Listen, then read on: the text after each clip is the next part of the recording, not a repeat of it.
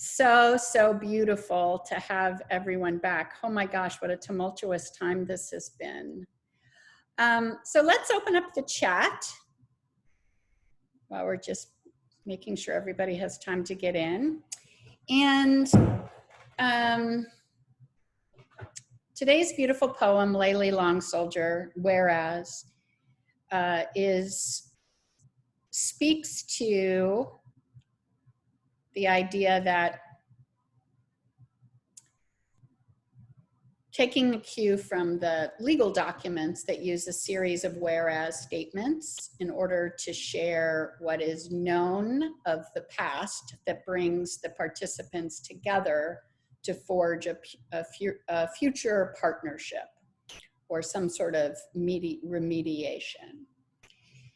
And as we all know, language can be either liberating or an oppressor. So what I'd love to hear from everybody in our opening chat moment is a statement that says, whereas, and you would just write something personal that reflects sort of your state of being, perhaps the week you've just experienced. So whereas I'm exhausted, or whereas I lost my mask, or whatever it is for you, whereas I'm full of hope. So let's write our whereas statements to help us find out who's coming to the table.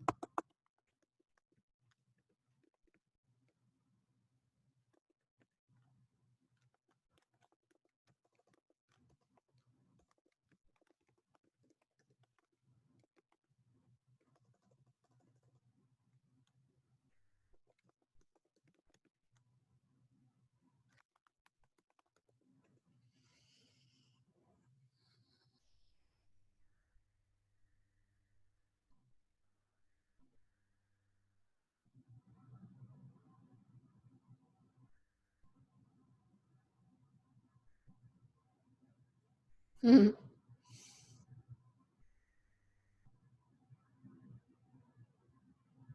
Mm.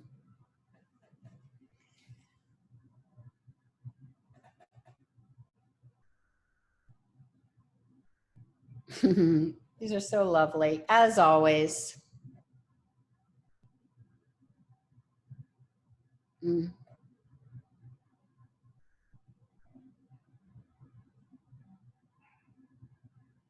Beautiful. If you're just joining us, we're just writing a couple of whereas statements about kind of where we are in our own emotional or physical place in the universe.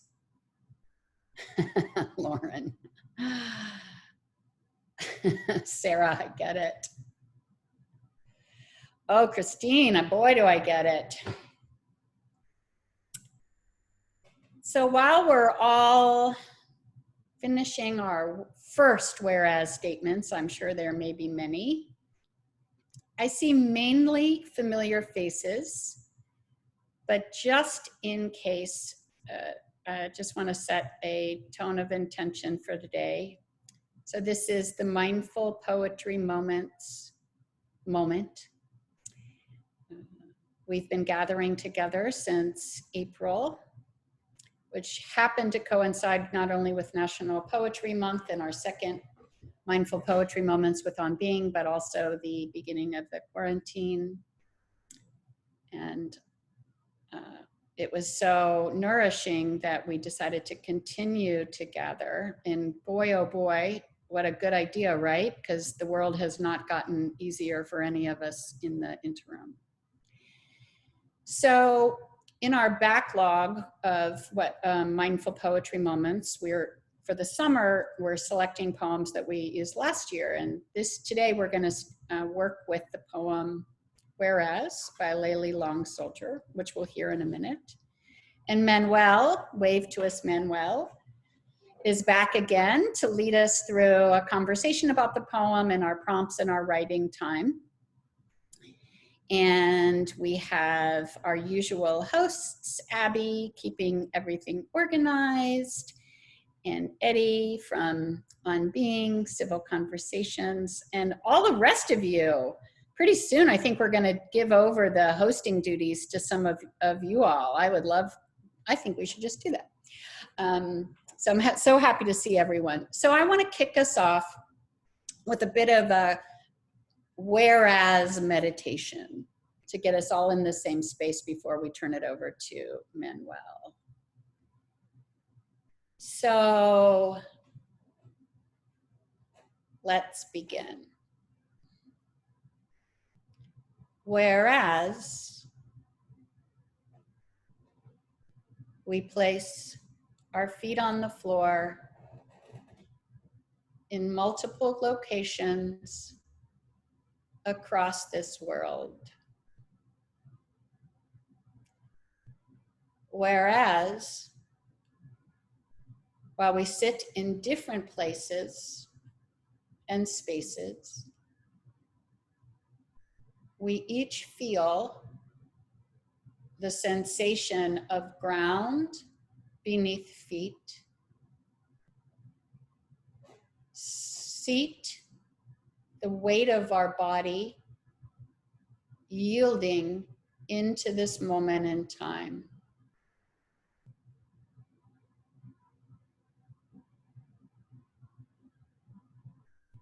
Whereas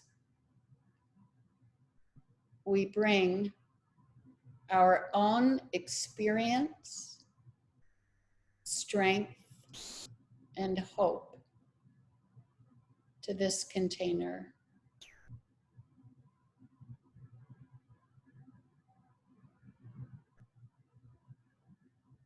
Whereas in our different ages of bodies, sizes of bodies, shapes of bodies, colors of bodies, experiences of bodies, we breathe.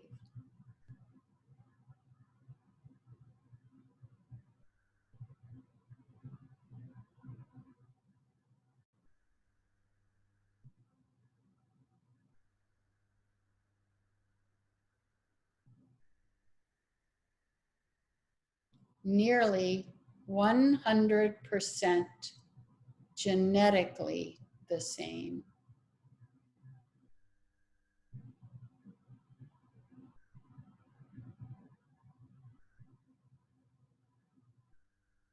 Whereas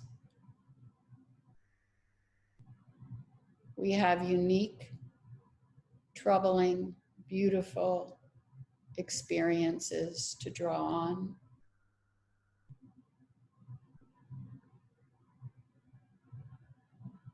We find ourselves connected again.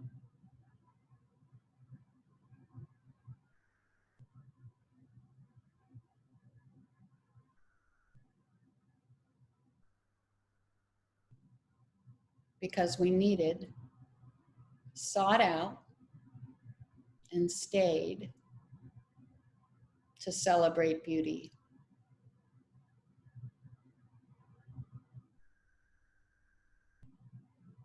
And we needed, sought out, and stayed to celebrate each other.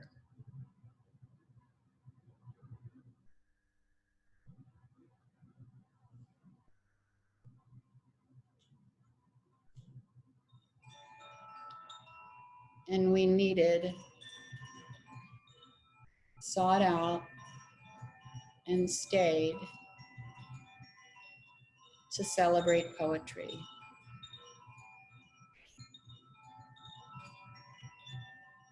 Therefore, we rub our palms together,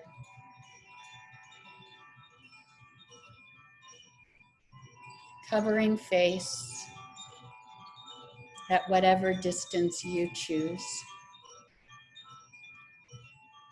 And then bringing yourself back into this moment.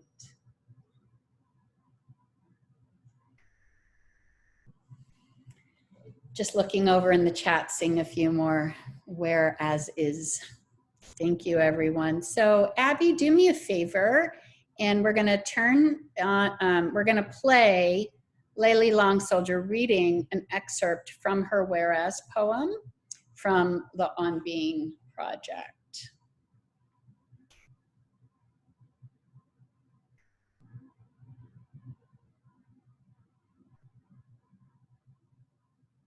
Poetry from On Being Studios. An excerpt from Whereas Statements by Layli Long Soldier.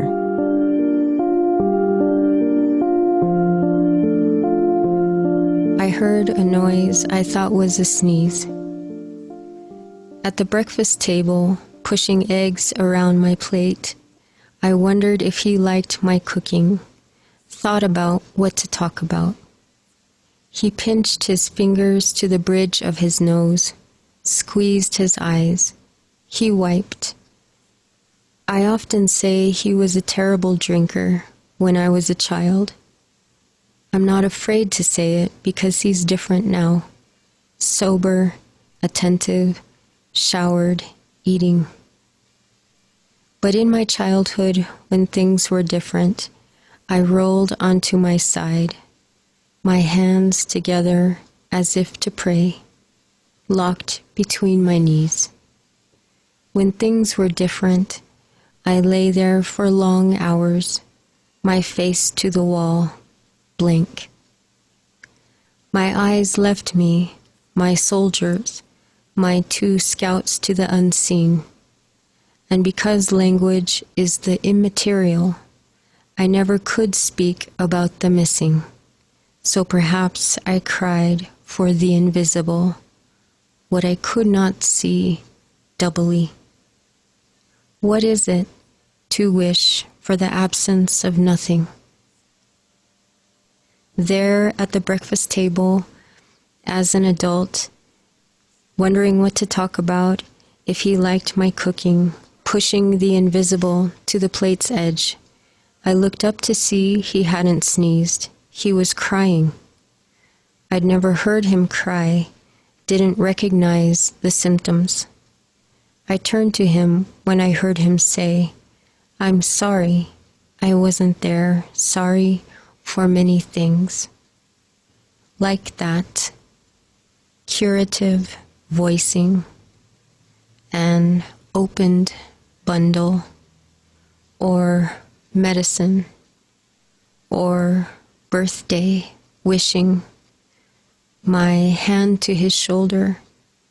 "It's okay," I said. "It's over now," I meant it. Because of our faces, blankly. Because of a lifelong stare down. Because of centuries in sorry.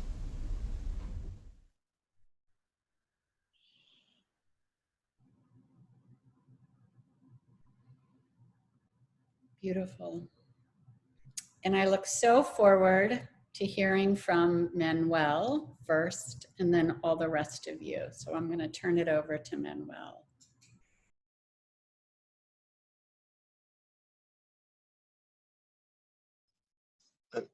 I just unmuted myself, right?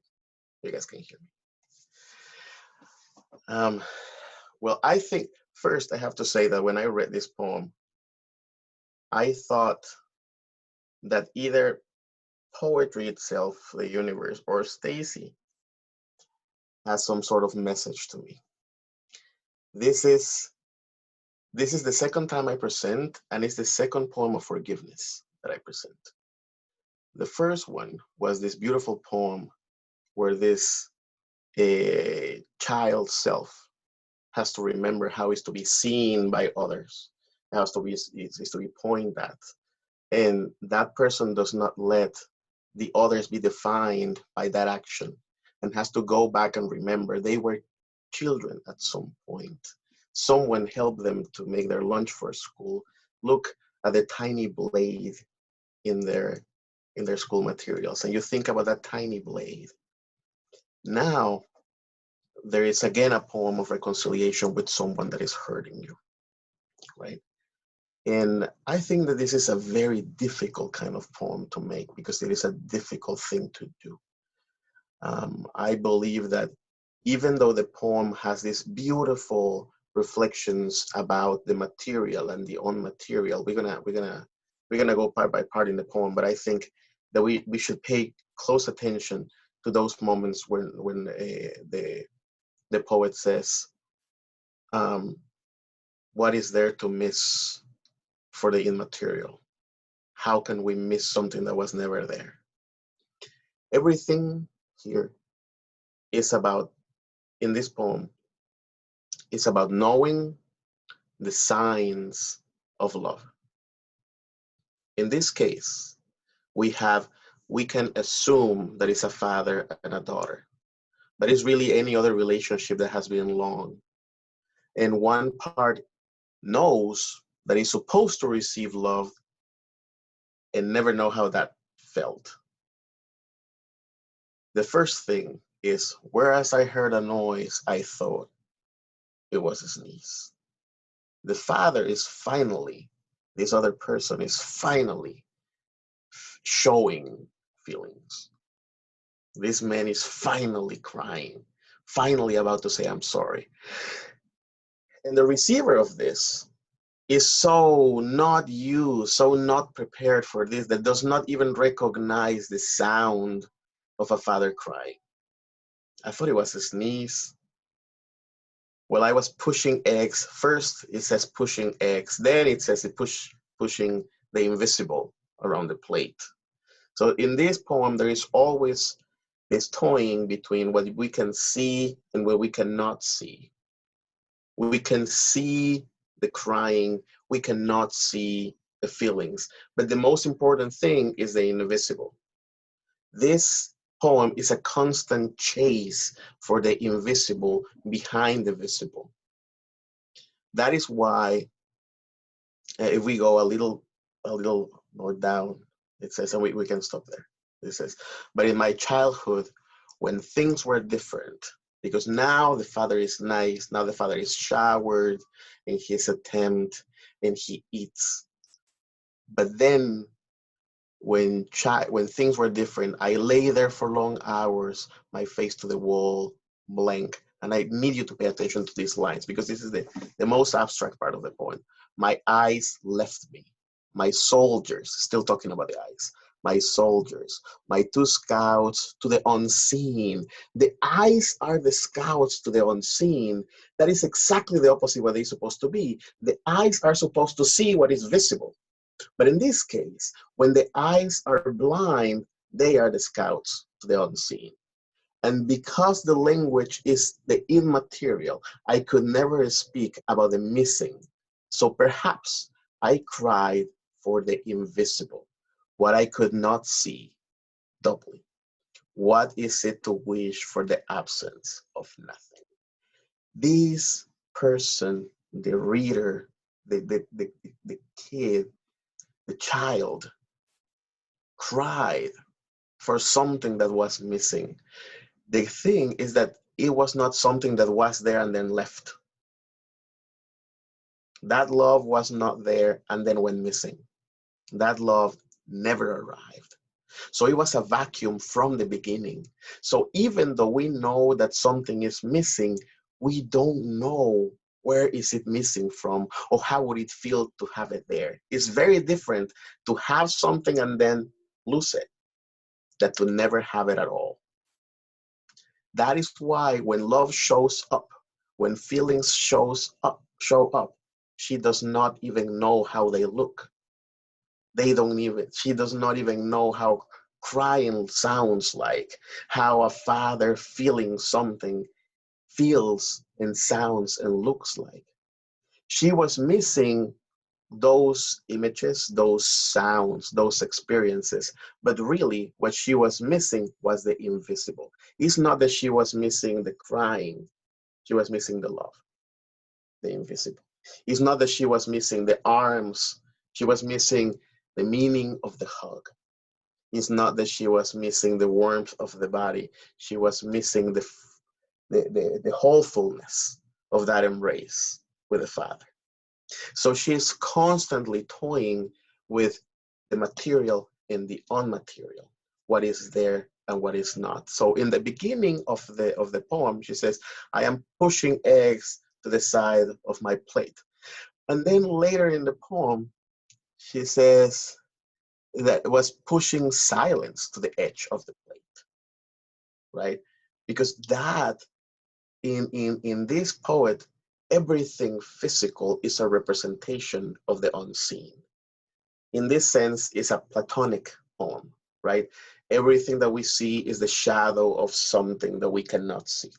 Everything that exists is the shadow of something that is beyond. So everything is a representation of what we cannot see, but we know is there. So we are all this person because we all know that there is something there. Something that was not given to us and then taken is something that we know. It is transcendence. Transcendence is there, despite of us being able to only perceive things with our senses. You know. So when he says, I am sorry I wasn't there, sorry for many things like that, and she uses this beautiful sentence, curative voicing, curative, to not use healing. But who is healing here? They are both healing. And the one that heals the most is the one that forgives. The ones that says, it's over now. And then beautifully in the same verse, I meant it. We need to know that she actually meant it. And she does not, pay attention, she does not say it's okay. She only says it's over. It's over now. That did happen. And it's not going to be okay. My childhood is messed up already. But I am not going to let that mess up the rest of my life. Now we are here. And in the present, I will focus in the present. The past exists, but I am not going to live there. I'm going to live in the now. And now you are loving and you're saying, I'm sorry. And I'm going to take, I'm sorry. Not because you need to move on also, but also because I do need to move on too. No. And because our faces blankly of a lifelong stare down because of centuries in sorry. And I want to stop in those centuries because this does not look like centuries. It's just the life of two people. But this is the relationship that cultures have had with others. When we know more about this book of poems, he's also talking about the relationship of Native Americans and a relationship of other minorities with society at large. And we can decide if we acknowledge the past, never saying it's okay, it didn't happen, but yes, to forgive, because there is no other way to reach peace. And not peace with the other, but peace within ourselves. So I think that these are poems of incredible bravery. And I am really, really astonished that I had two poems that say, that point almost to the same place. You know, that the universe chose them, or through Stacy, chose them for me. I think that what I'm saying, all of this to you, I'm also saying it to myself. And I have to figure out why. I think that these poems are also, both of the poems come from the aftermath of fear. Both poems talk about childhood. And in those two poems, there is fear, there is rejection, there is lack of love. And the response to that is the bravery not to fight, but the bravery to love, the bravery to forgive. Because responding with violence is much easier than responding with love. Only the brave can love. Silence is for the brave only. This beautiful silence, not the silence of he who hides, but the silence of he who acknowledges and knows. So I believe firmly that this poem is painful because forgiving is, because acknowledging is. But it is also a calm and beautiful poem because forgiving is beautiful and calming, even though difficult, even though painful, even though real. And sometimes we have to forget those who were supposed to protect us, or those who were supposed to understand us. From the beginning of the poem, she's worried about, does he like my cooking? And we all know that cooking is an expression of love. You are nourishing. She is giving love from the beginning. And she is worried if that love is going to be received, even though she didn't receive it when she needed it the most. And that is what I see in this beautiful poem. And with that reflection, I want us to go to our writing exercise. Thank you.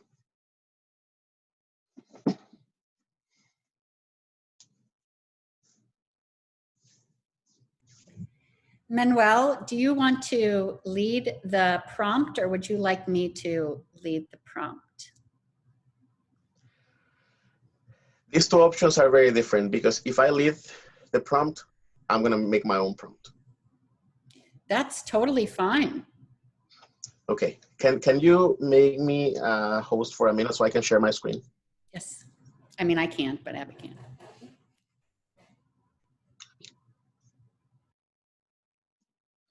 Okay. And now that I have superpowers,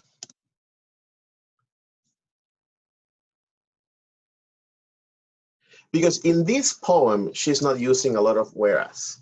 It's used along the book and in other poems, but not in this particular poem. I thought about making this. So when things were different, that is what we are going to talk about, our own transformation.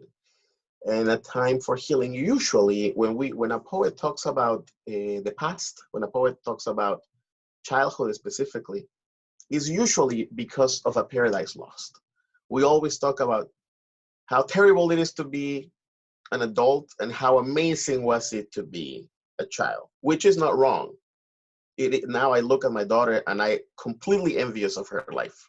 She's got the most amazing life that a human can have. But I want you guys to think about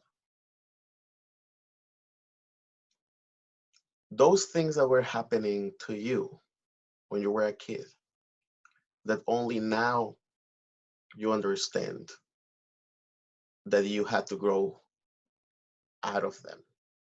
And I don't want you to tell me the thing, I want you to make an image. So for example, then when, this is the first part of the prompt.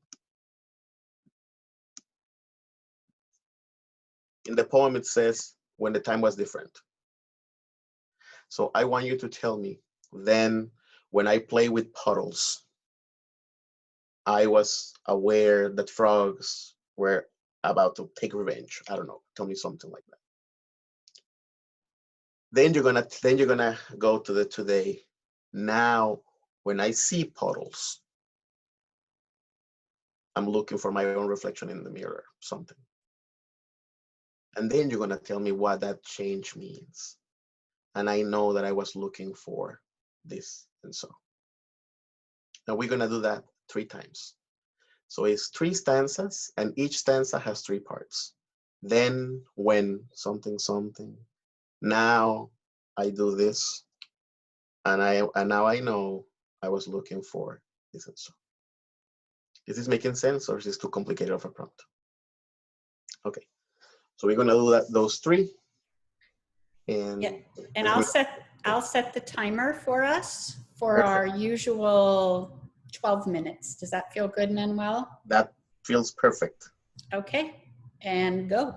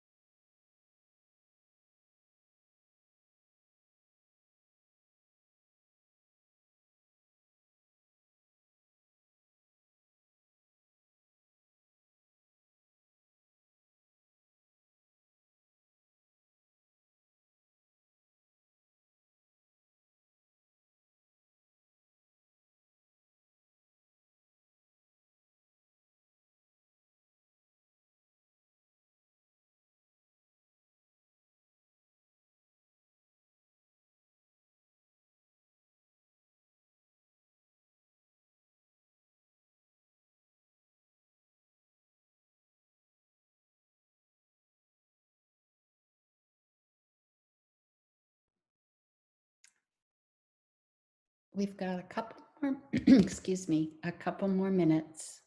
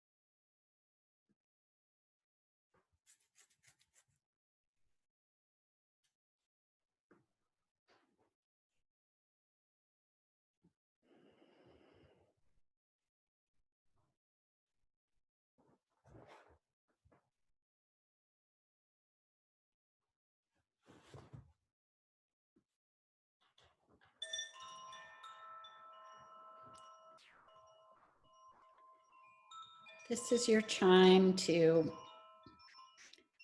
come to the end of your writing, or come to a place where you feel like you can either share and or listen.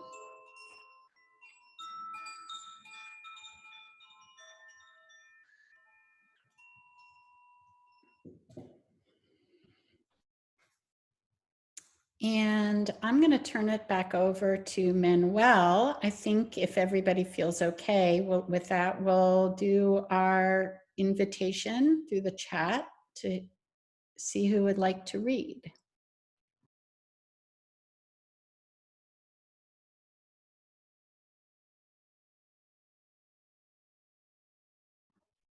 Manuel, you can be the selector of the poems. So I'm going to ask you to unmute. Okay. Well, first, thank you. You guys looked very attentive in your work. This was not the easiest of prompts, I know. But I think this exploration is worth it, right? So we can be proud of ourselves while we grew from. If you can write your names, if you only got to one stanza, that is perfectly fine. Taking into account the times, you got about 1 minute per part of each stanza, so that was difficult. So Emily, would you like to start? And then if you start writing in the chat, I want to read, I want to read, I want to read, then I can go and follow that order. Okay, yeah, so I only got to one. I slept on the edge of my bed in an L shape, hugging the corner, balancing on my hip bone, my femurs anchoring along the bottom of the bed. The hollow made by my alphabet shape was filled, stuffed, bunched with animals and dolls. Brigitte, Black-Eyed Susan, Molly, Piggy, Addie, TJ Bear, the cat, who would later be Patsy, but was just cat then. I never fell out of bed, but my position was precarious. Parental eyes rolled that they all had to be in the bed, leaving so little space for me. Now I am still filled, still trying to make space for everyone, for everything. I know now that I was spanning, seeking, building my empathy, pushing into the caverns, crevices of my heart to make more space, make more space, make more space. So now no one would be left behind.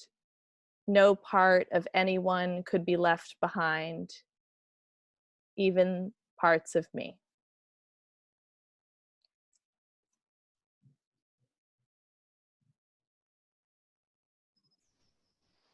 Thank you, Emily. Thank you. Thank you. I love the naming of each of the things. That works in a poem because it gives the reader access to intimacy. I believe you when I read those things. It's a beautiful thing. Sarah, you want to read? Thank you. I also only got through one. Then when you were roaring and you were flailing and you were grabbing my person and you were hitting my person. Then when you were raising your arm high above my head to the Nebraska sky in order to capture momentum, in order to bring it down with more force upon my person. Now when I carefully prepare questions, now when I ask you if I may record, now when you say yes unhesitatingly, now when I hear your narrative framed by you, told by you, now when your voice breaks, now when your stories meander up Portuguese hills and through your avó's workshop with the handcrafted oxen yokes and over the first family apartment tenderly appointed with its own fridge and into American high schools. I know that I was receiving your shame into my person. I know that I was receiving your fear into my person. I know that I was receiving your hopes into my person. Thank you. And thank you, Sarah. Thank you, Sarah, for allowing us in. And thank you and congratulations on your brave. This is being brave.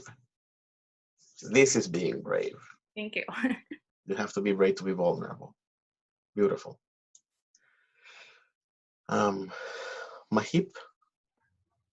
Hi, thank you so much. And thank you for leading us today. It was wonderful. I felt very emotional when you were speaking. And I also just wrote like 1.5, so I'll try to say that. Then when I knew so little, life seemed simple and I felt enough. Now when I know so much, I feel incomplete, as if never enough. I know I was looking for something beyond all knowing. I found it or not, the answer keeps rowing. Then when I couldn't speak, I heard the silence. Now when I sit in silence, my mind constantly speaks. Thank you. I couldn't finish it, but yeah.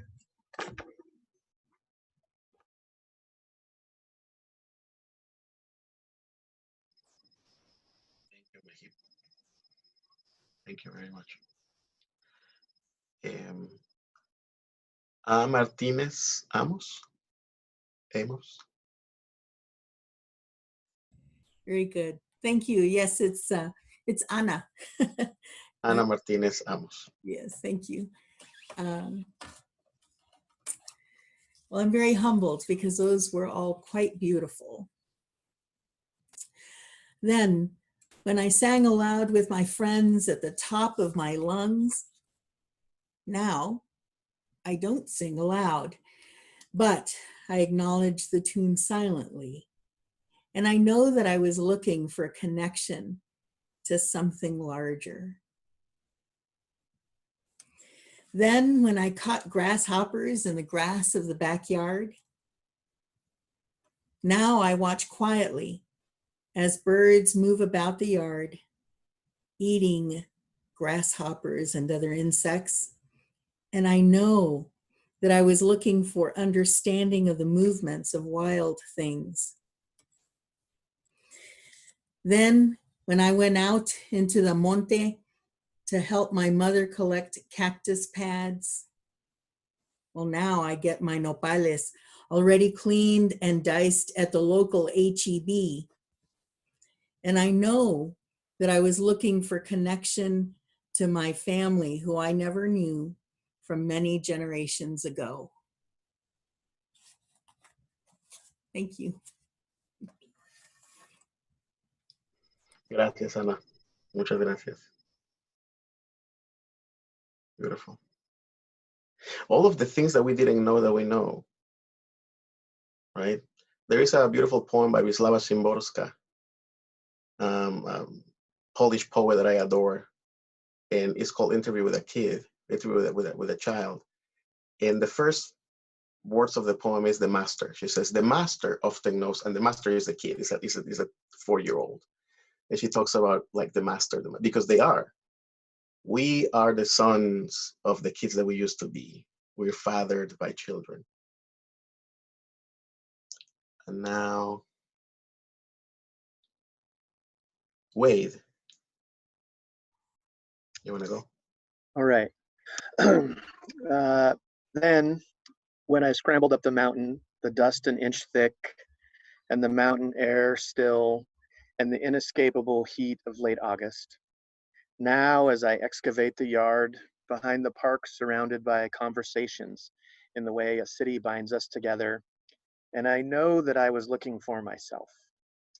Then when the toad crawled out of his hole, at least a mile from any running water, now as I watch the neighbor's cat thrill to pad down between the hillocks, and I know that I was looking for the whole story.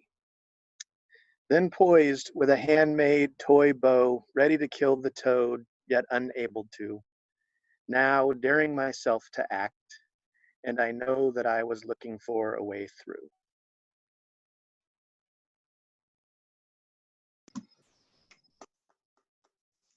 Thank you, Wade. How many of us were looking for that way through? Holly, please share with us. Everyone's are so beautiful, and this was a really good challenge, Manuel. I tell you what, this was a unique one. I like this one.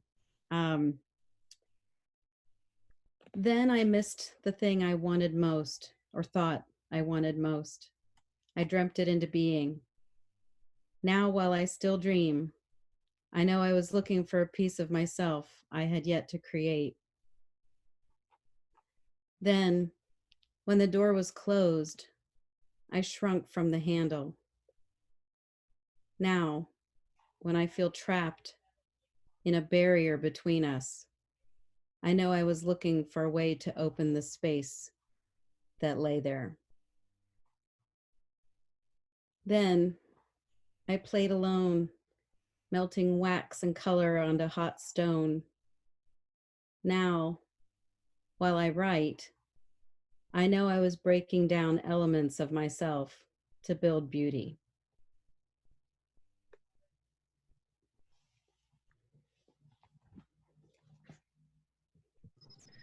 Build beauty is your last verse. I love that verb. Build it, like with bricks and stones. And we're gonna hear Stacy's.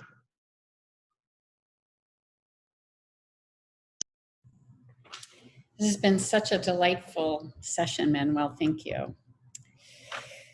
Then when I leaned into my horse and cupped his strong leg in my skinny arm to carve the mud out of his hoof, I could feel the man's eyes on me.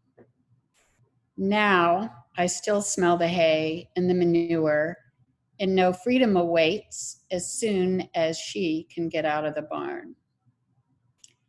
And I know that I was looking for order, for safety, for strength.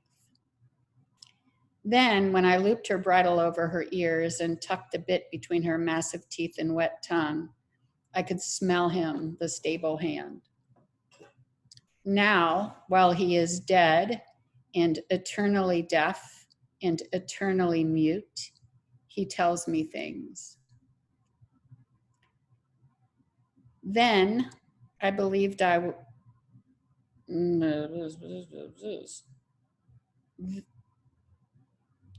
and I know that I was looking for the trail and the wind. Then I believed I was lucky that Wilbur, that was his name, had a job. That's what my family said about him. Now, while I take notes on my missing past, his hands, I see his hands hiding in places they shouldn't be. And now I know I was looking for a place where a horse was a horse and a man was a friend.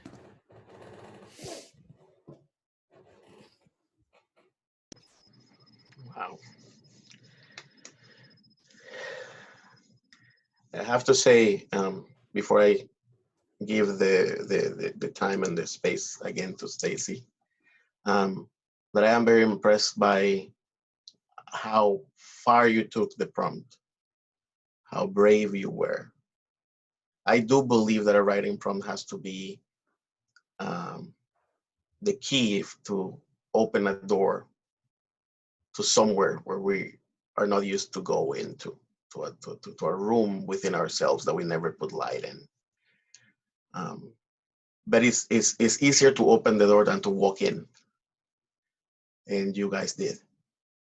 So thank you and congratulations. That was amazing. I'm humbled by how brave you were. Thank you. Thank you so much, Manuel. It really was it's a stunning poem. It's your conversation about it, Manuel, I think just really opened so many more doors to the poem, I think for all of us. And I feel like, well, first of all, I feel weepy. Oh my gosh, you guys always make me feel beautifully weepy. But there's something about this moment in time that I feel like is allowing us or demanding of each of us to consider all the layers of life and the hidden meanings and the hidden pieces of beauty and all the I don't even know. I'm very moved by all of you. So a few things in closing. As always, please share with Abby any writing that you'd like us to put into the link, our newsletter thingy.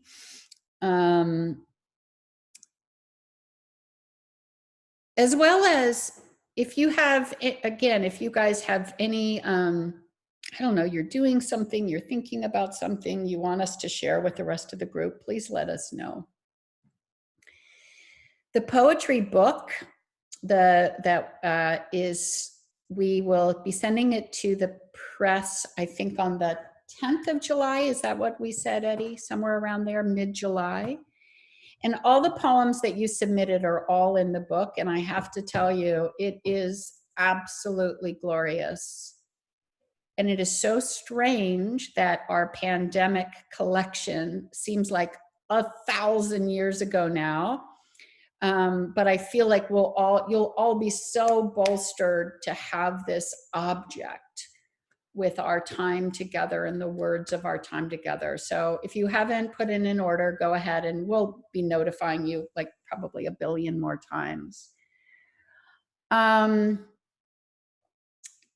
Golly, anything else I'm forgetting? Manuel or Eddie or Abby?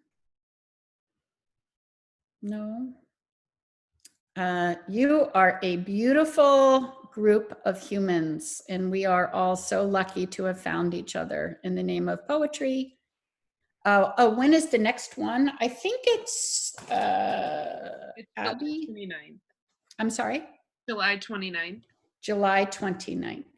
And we'll send out a note to everyone. And then maybe by then, Manuel will have more of an idea about Poetry Unbound and what our schedule might look like, maybe. Yeah. Oh, yeah. I mean, not Manuel, Eddie, sorry. Okay, I was okay. Oh, well, guys. Eddie, will you be able to share with us a little bit what our fall season might look like? Yes, we'd be happy to. And we are working on the next season of Poetry Unbound, which has, after the first season, been a weekly, sort of bi-weekly poetry podcast. It's really good. If you haven't heard season 1, I would highly recommend. They're all about 7 minutes each. And so a new collection of poems have been selected. We're doing the recordings with Padre Gotuma, who's hosting the show. And yeah, we still don't have a definite release date yet, but it should be in the fall, and I'm hoping by next month we'll have some dates that I can give you, and maybe some insights into some of the poems. But really grateful for you all today. Thank you. Manuel, incredible. Yeah, really moving. So let's do our super sad goodbyes to each other. Goodbye, everyone. I'll chime us out. See you all soon. Thank you. Thank you. Thank you. Thank you, everyone. Bye. Bye.